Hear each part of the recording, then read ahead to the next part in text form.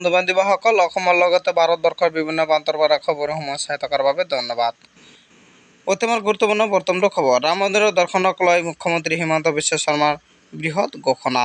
অসমৰ 1 লাখ লোকক ৰাম মন্দিৰলৈ নিব অসম চৰকাৰে। ৰাম মন্দিৰৰ দৰ্শনৰ ইচ্ছা থকা সকলে 1 লাখ লোকক আগবঢ়াব এই সুবিধা। অযোধ্যালৈ অহা যোৱা আৰু থকা খোৱাৰ সকলো ব্যৱস্থা কৰিব অসম চৰকাৰে। চলিত বৰ্ষতেই বিনামূলীয়াকৈ লৈ যোৱা হ'ব অযোধ্যালৈ। 1 লাখ দুখীয়া লোকক চৰকাৰী খৰচত দৰ্শন কৰাব ৰাম মন্দিৰ। শীঘ্ৰেই আৰম্ভ হ'ব ৰাম মন্দিৰ দৰ্শনক লৈ ইয়াৰ প্ৰতিক্ৰিয়া।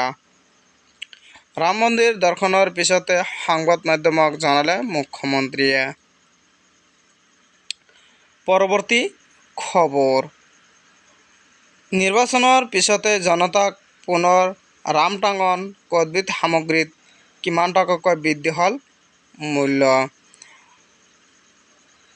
নিৰ্বাচনৰ পিছতে জনতাক পুনৰ ৰামটাঙন অত্যাৱশ্যকীয় সামগ্ৰীৰ পুনৰ দাম বৃদ্ধি হৈছে।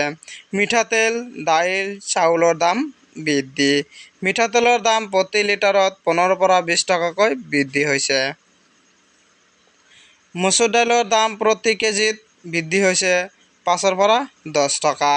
বুটৰ দাইলৰ 15 টকাকৈ বৃদ্ধি হৈছে।